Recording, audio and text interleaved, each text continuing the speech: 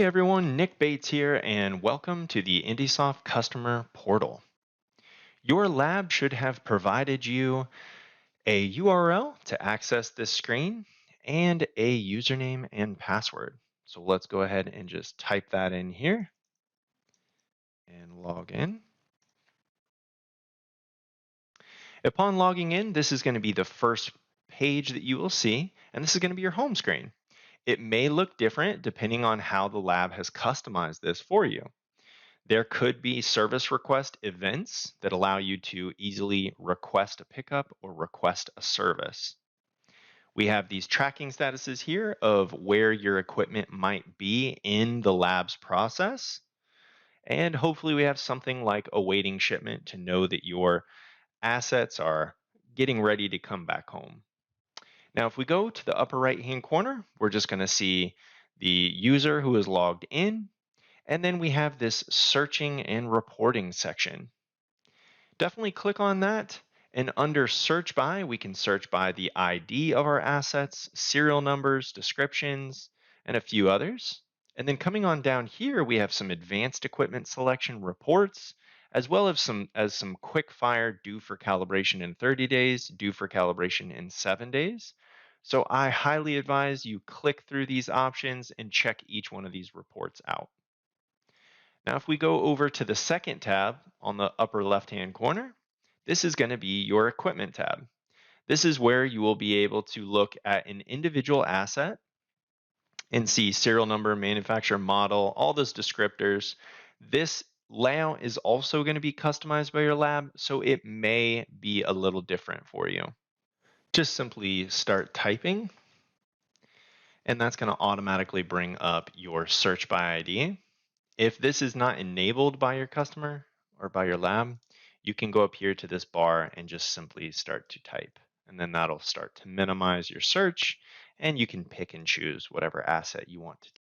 Now, this is a non-editable screen, so everything will be grayed out, so you're not able to change any of this information.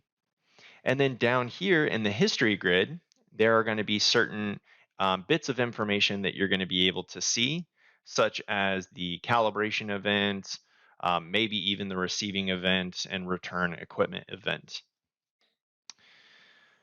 Now from here, let's say you want to print out your certificates. We can expose the certificate here so that you can double click on that and print that out.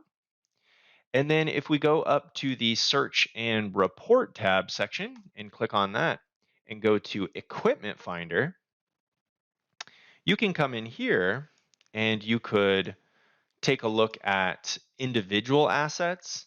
So I could click on this and grab individual assets by just simply typing them in. So maybe I want to grab this piece of equipment and maybe a couple others. I want to grab maybe this one. I'm just simply double clicking on those, and then that's going to move those into my selected equipment section. And then from here, maybe I want to come up to the upper right-hand corner and hit this printer icon. And if you say print certificates, all equipment, it's going to grab all of the equipment in this selected equipment section. And then I could go and select last event and pick the date range so it doesn't grab every single certificate that's ever been done for this piece of equipment.